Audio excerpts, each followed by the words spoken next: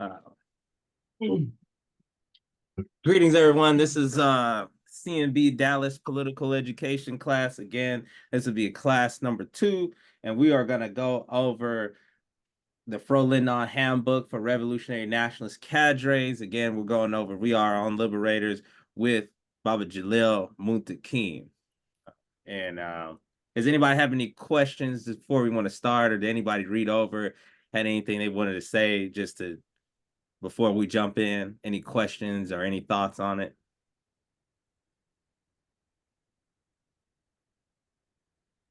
I think it's a really good read. I originally picked up a book years ago, but I think the benefit I feel, and mine is really a comment.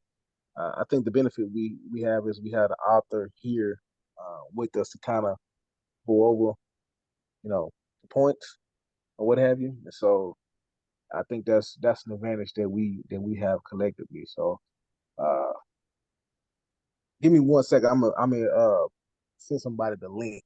They trying to get in here now. So I may get quiet for 1 second trying to get them in. Okay. But I do value this time, this political education, which I think is very important. So I appreciate Mr. Muntaqim for taking his time out to do it. Right. All right. Brother Muntaqim, brothers, no Mr. here, okay? Yes, sir. Yes, sir. All right, bro. Quentin, you had any thoughts on it before we start?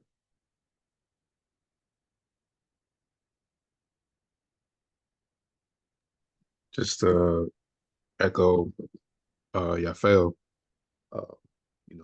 just appreciate, you taking the time out to walk us through the book. And so it's a lot of things in here. So thank you. Right, all right. You're welcome, comrade. All right, with that, we can go ahead and jump in whenever you're ready. Well, I don't know what pages are we going to cover today. We can just cover. Let me go to the table of contents.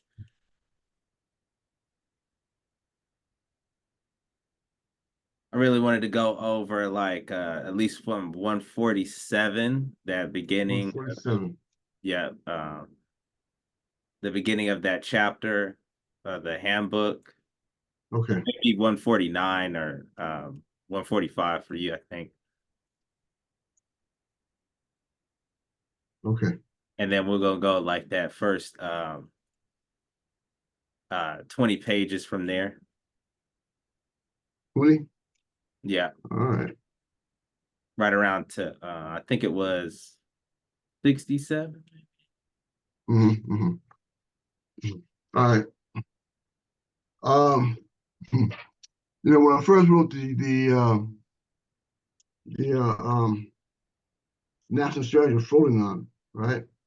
It really like caught on. People were talking about it. We were thinking about putting together what's called a New African Liberation Front. This is back in the 80s, with several other organizations. It didn't pan out. I think it was premature. People were really ready for it at the time, so it didn't happen. So, excuse me, for the fly. So it didn't happen. And so in the course of my continuing to study, right, do research, I decided it was a necessity to do some more filling in, right, to the original premise of the national strategy. Right? And people ask, well, how do we go about putting this thing together? Right? And this is basically where this handbook for revolutionary nationalist cadres came into being, right? And I utilized the principles of various organizations: Black Panther Party, RNA, RAM, SNCC, and groups, in Africa, the movements in Africa, right? And understanding what has been successful, okay, in terms of building a revolutionary determination, revolutionary movement. So for us, it is imperative that we begin the process of understanding what is a cadre, right? Because the civil revolutionary organizations will operate on the principles of being a cadre, right, or cadre organization, but more often than not, they are a committee group or coalition. Okay.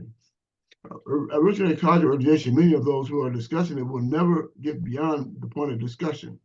Or those who are actually beginning to organize, only a minority will around a few years from now, but the serious revolutionary nationalists, they will succeed in forging a durable national liberation front and revolutionary cadre organization. Okay. Now, cadre, in terms of numbers, can be no more than 3 people, all right? Or can be up to 7 people. Many times you find cadres that they develop, man, it's about 12 people in an organization, and then they split that up into 2 different cadres. All right. The cadre, let me see where I want to go. In the middle of the second paragraph, this work and struggle, this time and patience, this continuing relationship with self-criticism can only come from continuing relationships. The self-criticism can only come from a continuing commitment in theory and practice to the conviction that at the heart of every great revolution is the urgent need to transform man and woman into a new and more advanced form of human being by means of struggle. Okay. It's important that we come to an understanding that what we are doing is transforming the world. But you can't transform the world if you don't transform yourself, right? And be prepared to undergo a constant bound, a constant round of self-reflection, right? Self-criticism, right? To improve who you are as a person, improve the work that you're doing, right? Can you do better? Tomorrow can I find something else I can do to contribute to the movement, contribute to the struggle, right? What more can I give up, right? Am I exercising what I need to exercise? Am I reading what I need to read? Am I digesting the nutrition I need to digest? So I can live as long as I possibly can to continue to contribute to the struggle, all right? And that's also part of our self-criticism, okay? Not only in terms of your action in terms of the movement or within the movement, but very personally in terms of your own human growth as a human being, particularly for Black men, right? And it's so important for Black men because we have been so beaten down for centuries, right? Even to the point where our families and our relationship we have with one another and the relationship we have with women is violent, right? And I don't mean necessarily physically violent, but spiritually violent, mentally violent, right? And so that's why it's critical for us to develop cadres, men of understanding, men who are on the same page, right? And have purpose together, okay? And so the first thing you need is have a commitment. First line of the third paragraph. And the commitment is unshakable conviction that correct ideas matter. And that once the correct ideas are grasped by the great masses of people, they become material force capable of changing society and the world. We have to believe that, right? And so for building cadre is essentially understanding a broader determination, right, and struggle. So I'm not gonna read all of this intro to that.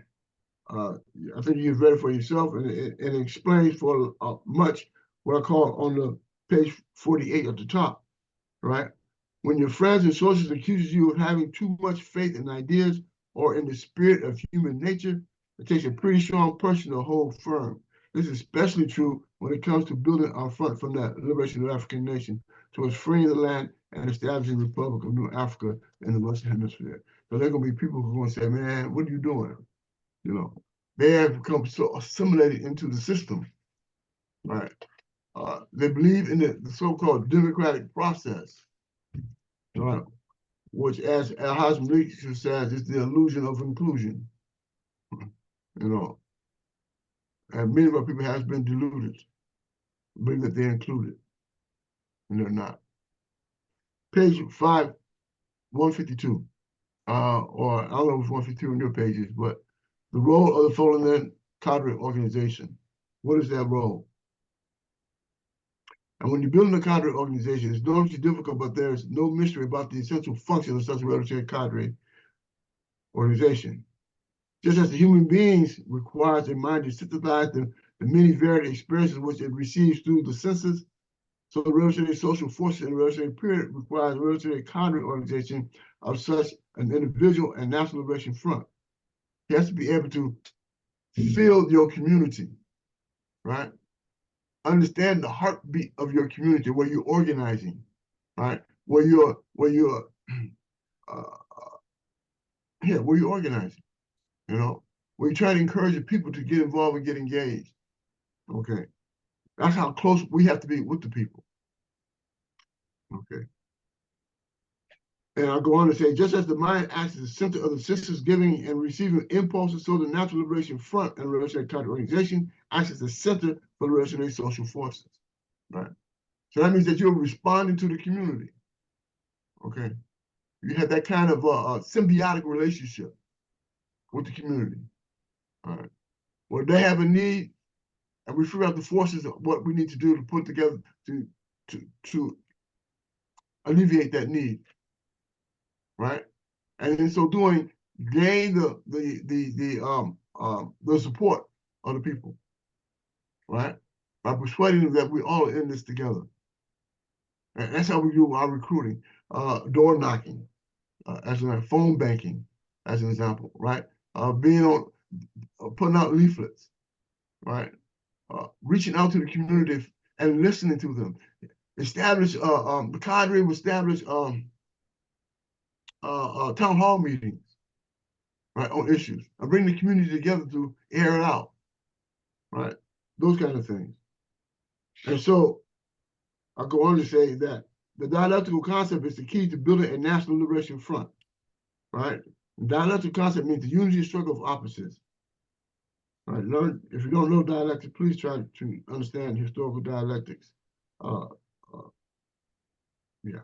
The first task of revolutionary cadre organization is theoretical analysis and synthesis, right? And that is to say, the revolutionary cadre organization must first reflect upon the specific social realities within it is operating, and with the aim of arrival of clear conception of how the social reality has developed historically. How did it come into existence, right? What brought these, like I give you an example, here in Rochester, we got a huge gang problem, right? And so far we identified about 200 guys, okay? And so now we're gonna figure out how we can get to these guys, because these guys are shot callers. These guys are keeping this stuff going, right? Out of the entire population, 200 guys.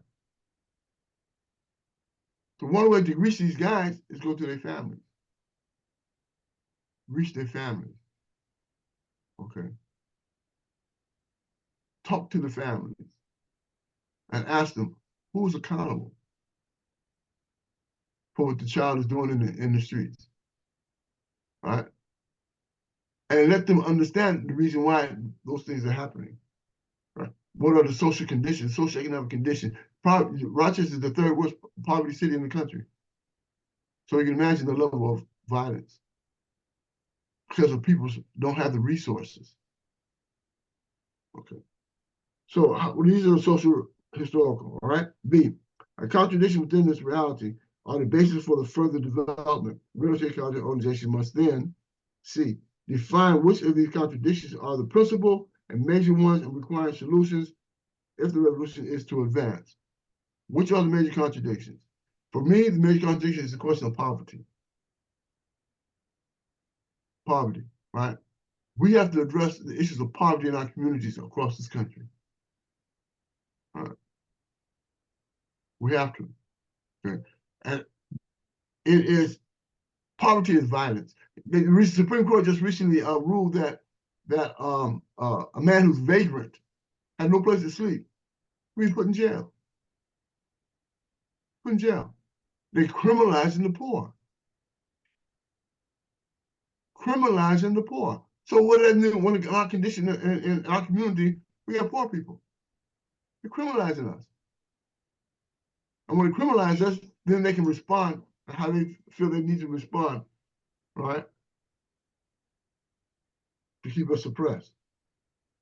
D, develop vision of what kind of new reality will be created by the resolution of this principle or major contradiction. Finally, revolutionary counter organization must, E, determine which sectors of society have the greatest potential for the struggle necessary to resolve these contradictions and create this new reality.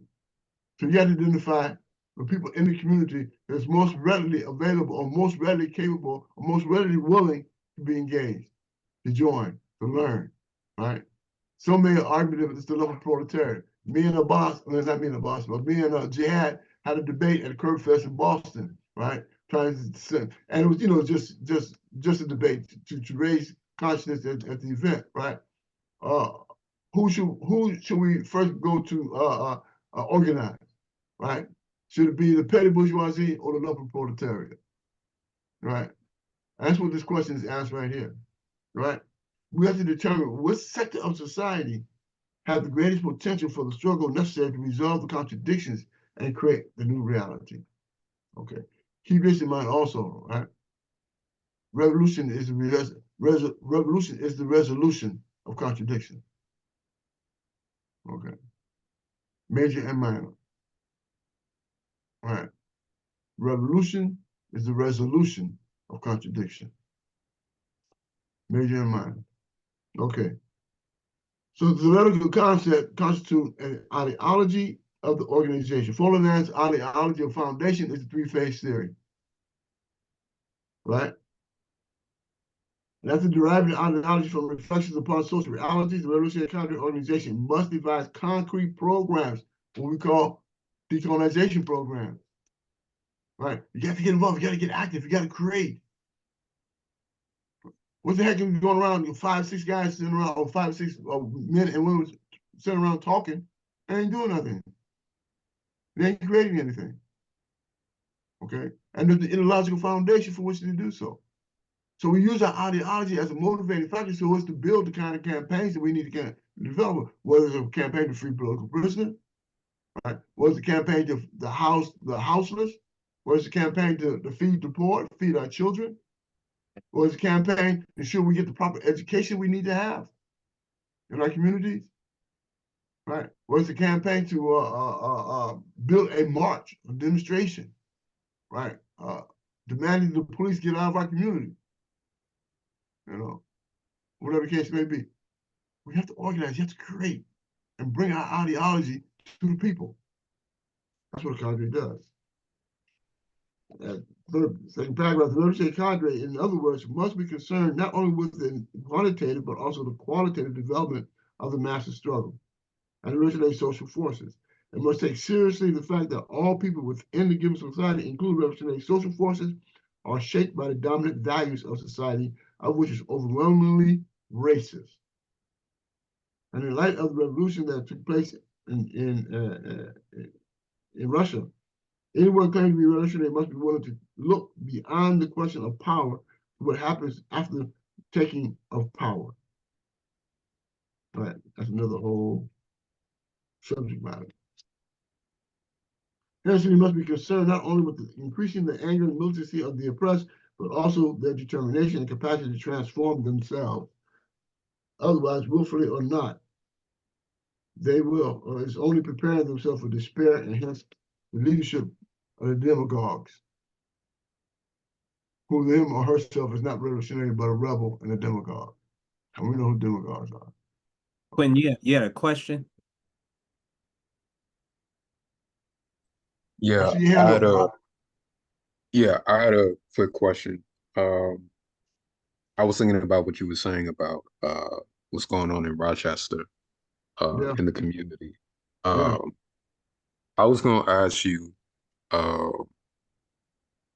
with the nation, the Nation of Islam, and I'm thinking about like the Stop Cop City movement. Yeah. I wanted to know how much do you think, because to put this in context, we have a similar situation over where we are. So I was thinking how much of the presence of the Nation of Islam, how much do you think that would help a Stop Cop City movement as far as organizing, and anything else that yeah. I hope that's clear. Yeah, it is very much clear. That would be great. That would be fantastic if Mr. Farrakhan was to direct his community to be more engaged in the community politics and organizing in our community and building campaigns to oppose the degrees of exploitation and oppression that confronts our community. That would be fantastic. I really wish that he would do so. But when I look at Chicago, right, and the 5 decades they've been in Chicago, right, I don't see them making any moves to challenge and organize the community into a more militant or revolutionary determination. In the 60 years of their headquarters in Chicago, you would think that they would have control of the city government, right? City council, mayor, they should have that kind of power, that kind of organized influence, in Chicago. Despite the Italians and the other racial groups that's there, and I don't see that happening. So it's a great question. I like the question, and I really wish that would occur, right? But I don't see it in the foreseeable future. Do you think that should be something to be pursued? Because even what I think they still represent to a lot of people, and just the history of what they've done as far as reaching out to the lumpen and the lumpen seeing them as they have transformed many people. Right. The first part I was talking about transforming people and making new revolutionaries and new men, they've been excellent with that. Absolutely. There's no criticism. There's no criticism or even second thought about them transforming men and women into a more higher spiritual, morally, integrity people. They have done an excellent job with that. But now, in terms of motivating them to align themselves with the oppressed masses, rather than enclaving themselves into their own community, perhaps if we can persuade them to do that, to get out into the community more and address the issues that the community are confronting, including the violence, that would be great. That would be fantastic. Yeah. Thank you, brother. Okay.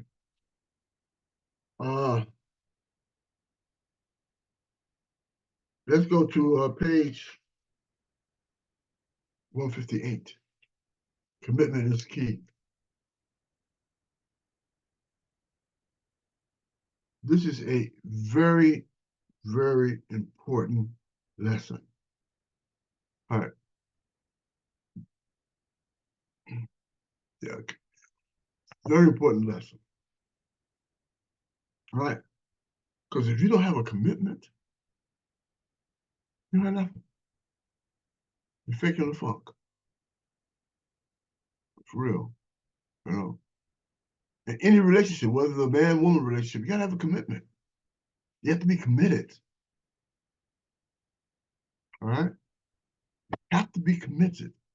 So they're gonna test you. They're gonna test you with your last breath. These creatures, right? They're diabolical. They are. In all of my studies and everything, I've tried to not believe, right, that they're that diabolical. Every turn of history I look at, That's all I see. All right. They're diabolical. Okay. They put profit over people. Greed. Insatiable greed. You know, you got 744 billionaires with all the wealth, between them all the wealth of Western Europe. $7 trillion. What? Hoarding of wealth to the detriment of the many. It's insane. But we're complicit because of our colonized mentality. We're not prepared to fight back. Right? As I tell people, we have to have the love of our people. The love of our people has to be greater than the fear of our enemies. Right? The love of our people has to be greater than the fear of our enemies. That's where we got to go. That's where we got to get to. So commitment is necessary. Commitment is the key. But this is going to be a social relationship, this revolution. So it's clear that the first step of any group of people seeking to develop a national liberation front or revolutionary kind of organization must be the decision of each individual in the group to commit him or herself to a collective, protracted struggle and dialogical developing relationships with revolutionary social forces, the oppressed masses. They have to be dedicated to that. The group must contain those who are convinced of the need for revolutionary social changes, and who are out of sober reflection on the concrete experiences of recent past, have become convinced that spontaneous rebellions, revolts, and confrontations, no matter how many or how spectacular, lead not to revolution, but to despair and confusion, unless an organized group takes the lead and is ready to make the commitment out of their own volition, out of their own power. All right. We've had strikes, we have demonstrations, we have riots, we have rebellions, we have insurrections. We don't have no revolution. Right?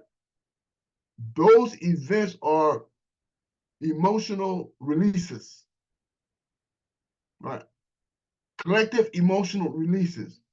We get angry and we tear up something. Okay.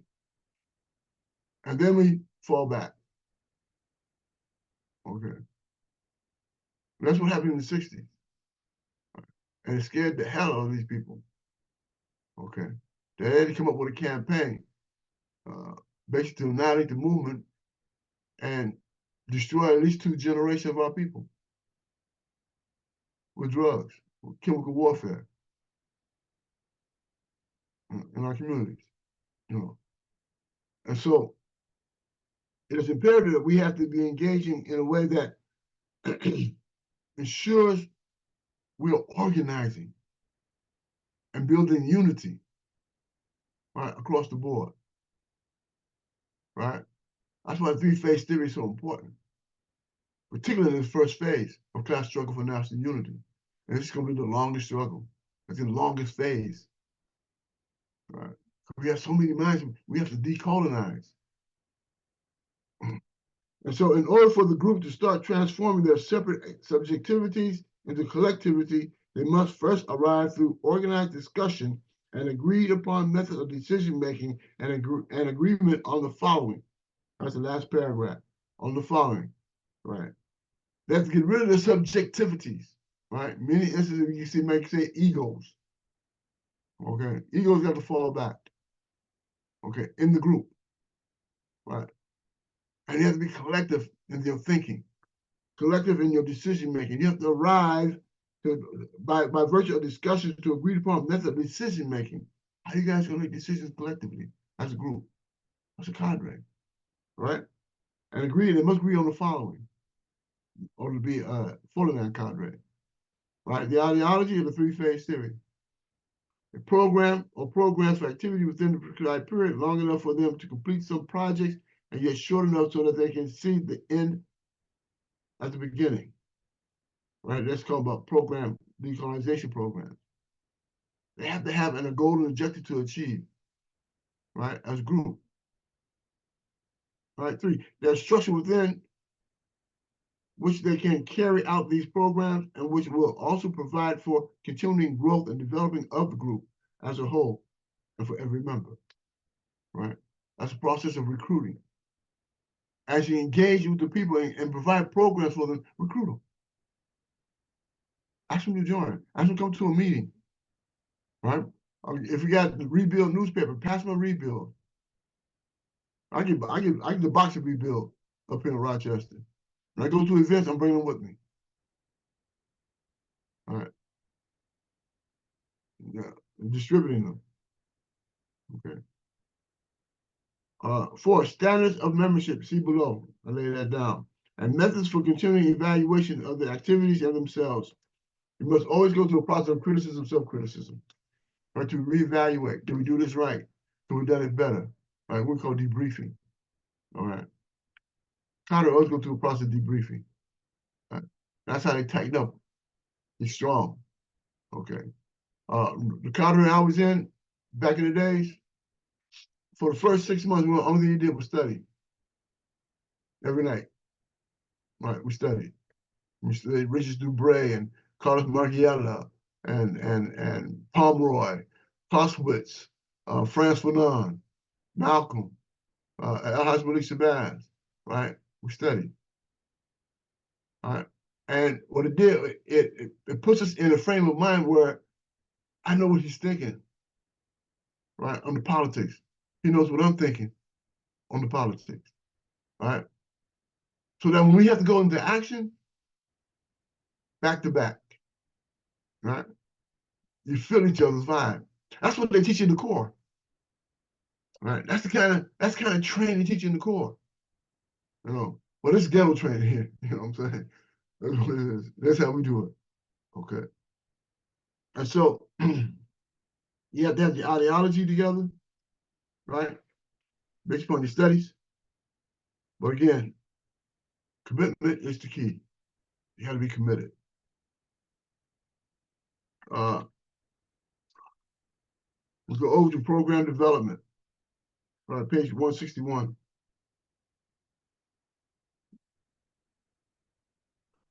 Most movements in NAM, New African Independence Movement, are reactive, issue-oriented groups and who are constantly plugging into activity around innumerable issues, usually legal issues, which are constantly surfacing in this period, such as free all political prisoners, free John Moe Pratt, Sonia Cody, New York 3, when I was in New York 3, to name a few. The result is that many of them disappear as rapidly as they appear. What usually continues is either one of the older militant organizations, cliques of individuals, or one of who is charismatic, an individual, one who is particularly gifted in fundraising, or social groups of luminaries and veterans in various struggles of the 60s and 70s. Right? That's what we found in certain instances today. Right? What you have with Black Lives Matter, they turn to a clique of individuals, right? Gifted in fundraising, taking all that money. Right? Yeah, that's what happened. Okay. Or become one of the older militant organizations who become calcified in their thinking. They get stuck. Okay. And they just be thinking about, back in the days. They ain't preparing another group to pass the baton to. Okay. Few of these, if any, have ever sat down to work out a program that half dozen people could carry out over a period of a year in order to build themselves into a viable organization with their own collective identity and specific contribution to the overall independence movement. Developing decolonization programs is important. The exceptions, of course, are the current transit tendencies who more often than not compete with one another rather than uniting on a national level. All right, we have various organizations. We got a bunch of organizations across this country. A bunch of them. All right. Oh, right. We got a bunch of them. All right. All saying the same thing, essentially. but it won't come under leadership, right? It won't come under leadership, and it won't come under organizational discipline. You know, and much of that is due to the fact that we're traumatized. Right? We have been infected by the ideology of this system. Okay, like for instance, competition and individualism, and you brought those negative forces into the movement, consciously or unconsciously. So we find competition within the movement. We find individualism in the movement, right? But again, what I said, revolution is what? The resolution. Revolution is the resolution of contradictions.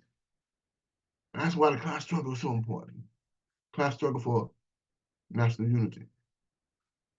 We have to resolve these contradictions. And so we'll go on to say, right, most of the folks who claim to be revolutionaries in the U.S. can rap about the need for a planned economy for the reorganization of the entire United States from top to bottom and freeing the land, but they rarely take the time to think through a program or even a small revolutionary cadre organization, a clear conception of the purposes the group is trying to achieve, the methods in which the purpose to achieve these programs, and specific step-by-step processes. In this regard, special attention should be given to the program for decolonization. Right. Has to be. It's where a revolutionary cadre organization works out clearly in such programs. It also establishes a basis for the evaluation of its program.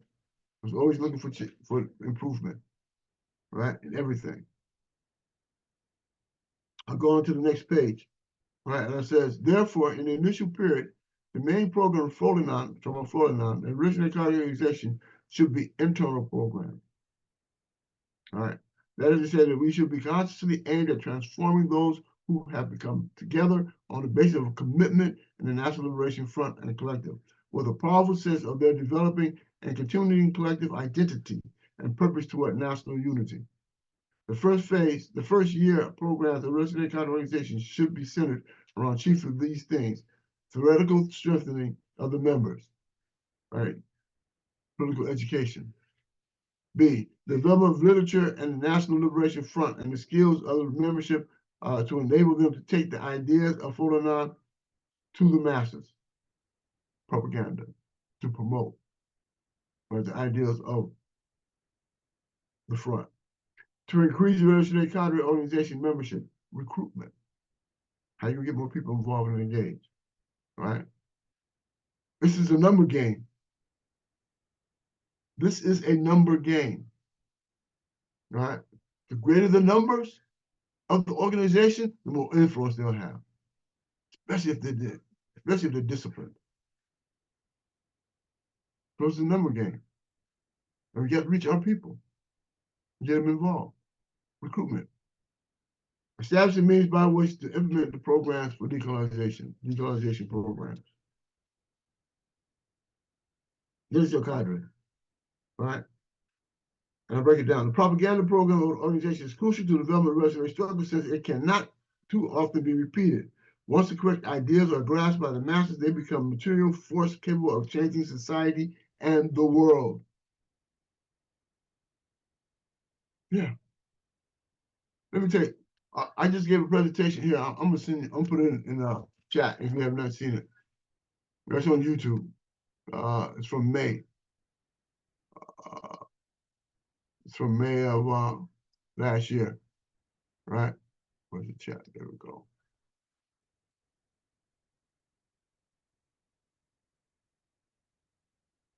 Oh, there you go. Take that copy, put in your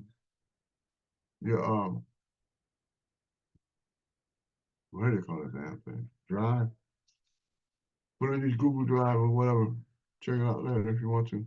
And if anything, if any of you have any concerns, suggestions, or criticism, constructive criticism about this presentation, I'll be open to hear it. I'm always open to become better, to criticize myself, self-criticism. All right. I try to live what I talk about. All right. To mobilize the masses in struggle is to increase their militancy without at the same time expanding their consciousness of their responsibility and capabilities to become new men and women. It's only to lay the groundwork for their despair. We have to be transformative, transform the thinking and the feelings and the love that we have for each other and our people. If you don't transform them, ultimately they'll go back into their trauma. You know. The use of the newsletter and official publication of applying tactical initiatives by way of agitation propaganda will support the program going forward. You see where it says structure, right? The cadre must have regular meetings at least once a week and always starting on time. Keep them of minutes in every meeting and reading of these minutes at the subsequent meeting, and clearly organized agenda for each meeting are the elementary structure of the 49 Revolutionary Cadre organization. It seems strange to emphasize what should be obvious. It is because these are not all obvious in on-the-go topical political atmosphere of today's movement. They are not likely to call meetings when the spirit moves them, to disdain to keep in the minutes and regard presentations of an agenda as incipient bureaucratization or elitism. This is often the case with the defense committees of political prisoners of war. Right? They come together and want to sit down and talk and rap about stuff. Nobody want to write nothing down. Nobody want to take minutes. Nobody want to have any order. Right? They just want to kick it. And after they kick it, feel good about themselves and go home. Think they accomplished something. Right? This is starting to change. Right? I see that the organization is now starting to consider what can we do in the community? How can we address these issues? Right? And now we're getting to understand what decolonization programs are and why they're important. Right. So it explains how the meeting should be handled. One of the problems that we wanted to address in this book on page 166, third paragraph, right? And movement people, including young new Africans, also tend to be caught up in this cult personality, where there's even a more widespread tendency among young people to regard any leadership as elitist and bureaucratic. All right, so you got two dichotomies there. And to insist instead of what they call participatory democracy, or the uninterrupted rule of rank and file, through apparently contradictory, but the cult of personality and ultra-democracy of young people ultimately stems from the same existentialist ad hoc approach of movement people to revolutionary struggle. Constantly on the go from rally to rally, living for the psychological impact of each meeting and on their feelings, they are not concerned with the development of collective struggle, but rather with their own monetary feelings as individuals. All right. So I'm going into the personality, into the psyche of this trauma, right? That we all suffer from. And try to understand how we can better improve ourselves in our work among ourselves. So here, I said, Photonational Cultural Organization, on the other hand, is created to develop dialectical, developing relationships between the leaders and the members of the cadre organization, analogous to that between the Revolutionary Cadre organization and the Revolutionary Social Forces. Right? The leadership and the membership has to be symbiotic. Right? There cannot be no leadership without the membership. The membership has to be able to say that this is my leader. Right? These are my leaders. Okay. And why they're my leaders? Because I provide them with the information that they need in order to lead. They accept the information I'm providing them in order to lead. And when I get the information, I get the information from the people. This is what the people say they need. I bring to teach my leaders, and we develop a coherent plan to address those needs. That's symbiotic. Okay. The important difference is that the members of the Revolutionary Cadre organization elect their leaders out of their own ranks, choosing those who they believe to be most capable of guiding and directing the Revolutionary Cadre organization and holding them responsible for giving such guidance and direction in accord with the directives and policies for the National Coordinating Council or Committee of 49.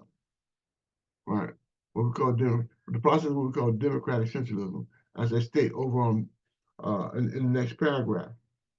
This is one of the many ways in which revolutionary cadre organizations constantly making creative use of the dialectical interplay, right? In tension between the two opposites, democracy and centralization or centralism. 2 points, right? How do you bring them together?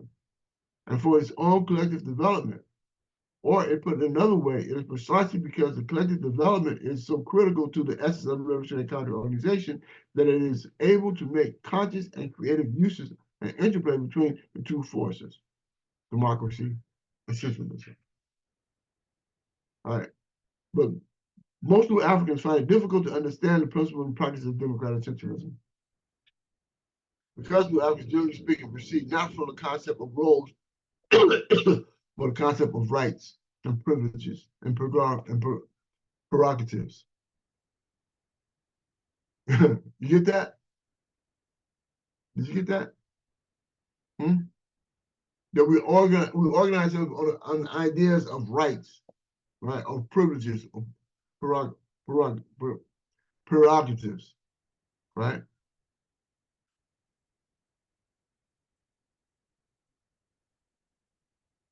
Okay. Rather than move from the position of roles. At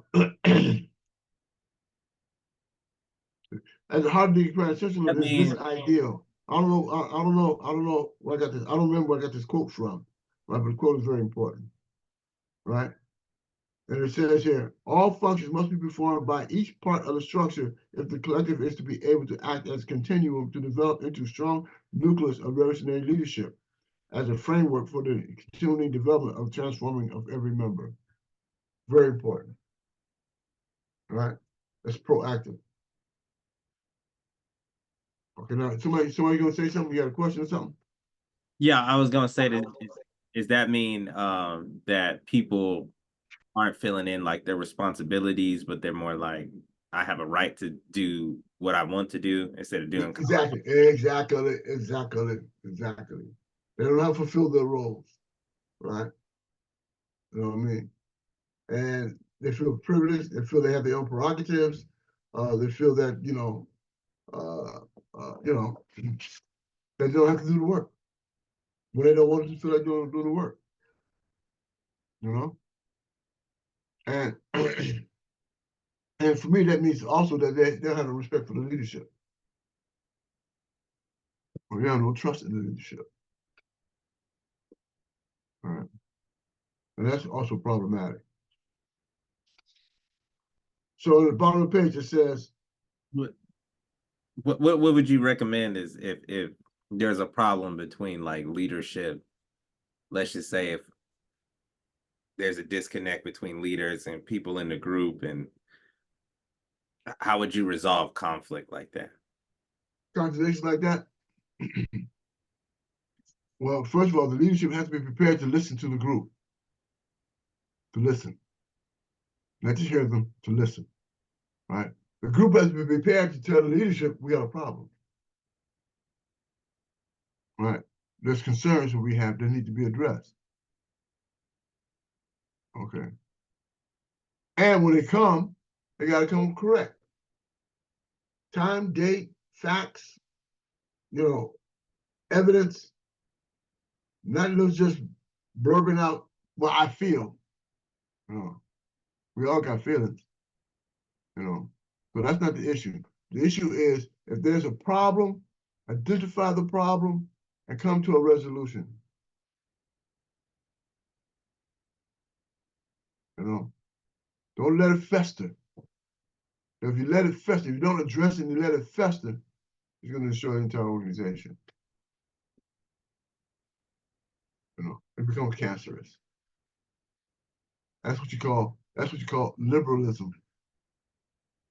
Right? So if you have not studied combat liberalism, I suggest you do so. Right, by Mao Zedong. Right, and the correct handling of contradictions. Right. Two major pieces that must be studied. Right, correct handling of contradictions and combat liberalism. We can't be liberal. Our lives are at stake. Right. And you can't be afraid of being wrong in order to address the issue.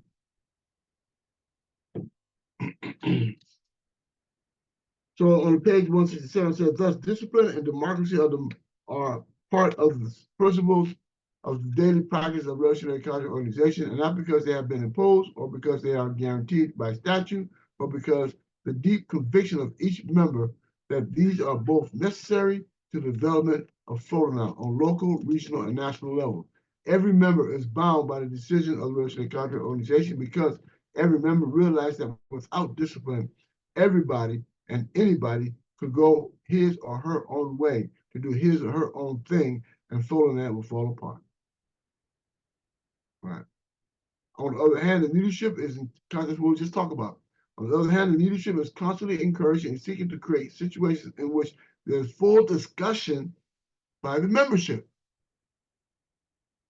They know that if the decisions are arrived at without the full democratic discussions and even debate of the members of the Revolutionary Culture Organization cannot penetrate to the issues involved in any decisions or the dualities that are implicit in every unity. Leadership knows that agreement reached through a process of full discussion and debate is always more effective than agreement reached through unquestioned assent. Right? Why silent is consent. There's no debate. All right, they just sit there, just That's not strong. That's not strong. Okay. Leadership and membership are both know that liveliness of mind must go hand in hand with unity of will. And if the revolutionary culture organization is to develop, structure should be on the basis of flexibility and not rigidity. All right? Everything is not set in stone. Right. You got to have space to grow and evolve.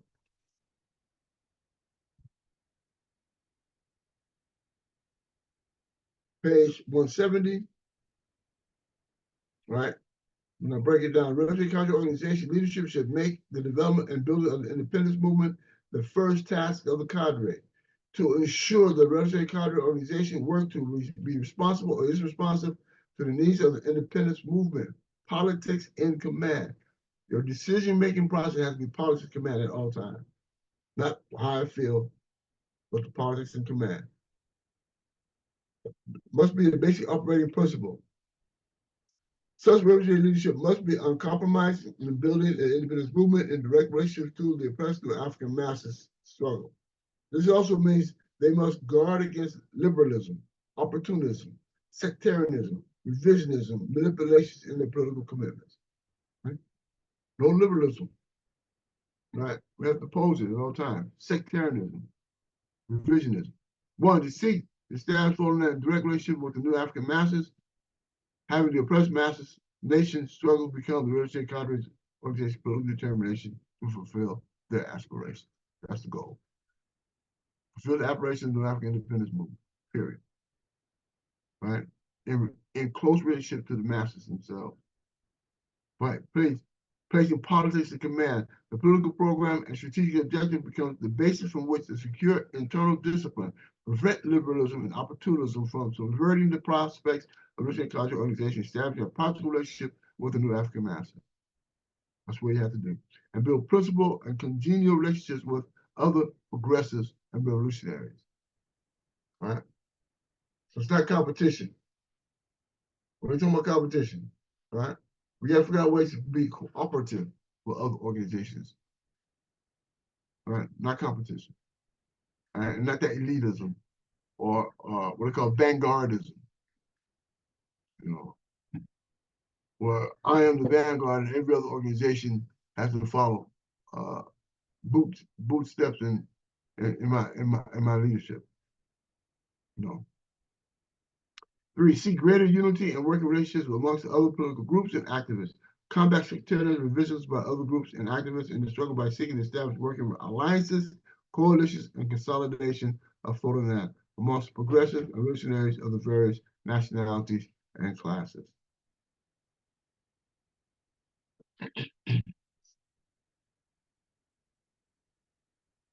All right, that's it, right? How many pages you said?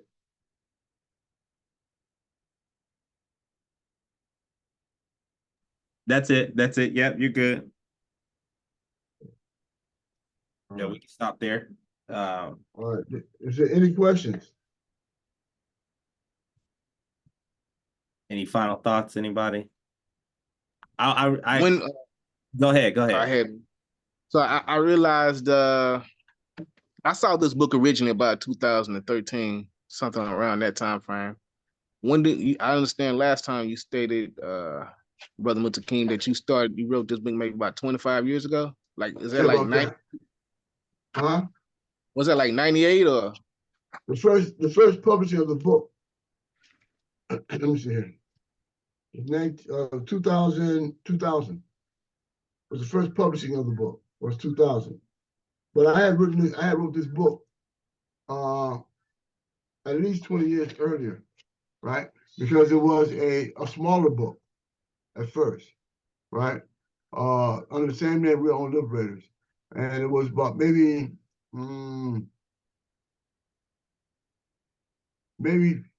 55, 70 pages. Okay. And after doing that, I began to build upon, so my ideas start to change. And I started to do some rewriting. Okay. And so, and then naturally I couldn't get it published, being inside. So it just sat, because my first publisher, he beat me some money, right? He was a guy out of Canada. And so I decided I'm gonna sit on this for a minute, yeah. And then I found another group in Arizona. Yeah, Abraham Gulian Press. That's the one in Canada that I really couldn't get along with. And then the recipe group was the one that was really, really good. And then lastly is my own publishing. But yeah, I wrote this about good 20, 25 years ago, before I really got it published. The first book. Yeah. Hey, bro, I got stuff in my house right now. I got a bin full of my old papers, right? Coming back in from 1980s, right? So one of these days I'm gonna put all these in a collection of material, right? Do something with it. Yeah, old writings, poems, essays. Yeah, so one of these days I'm gonna put all this stuff together. I got some Sunniata's old letters, right? Geronimo's old letters.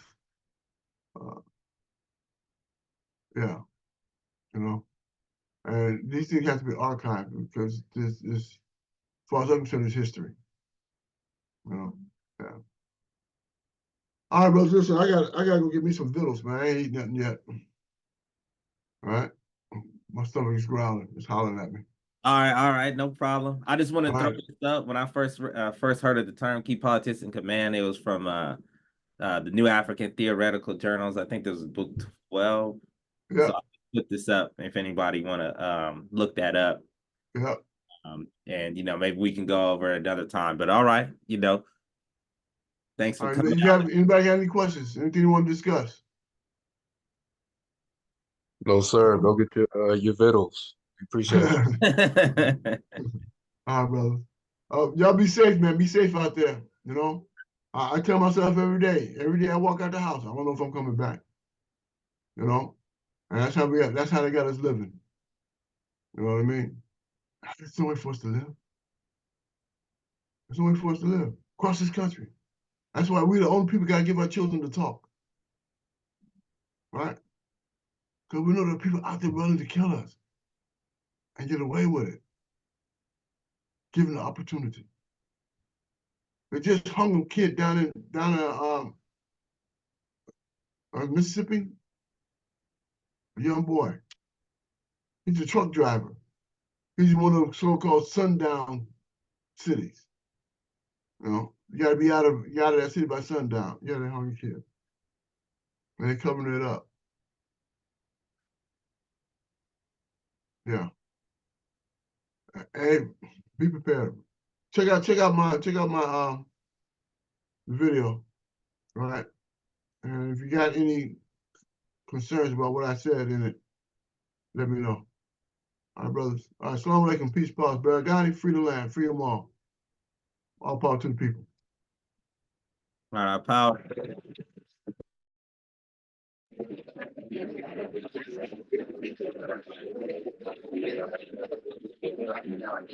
For the people. For the people.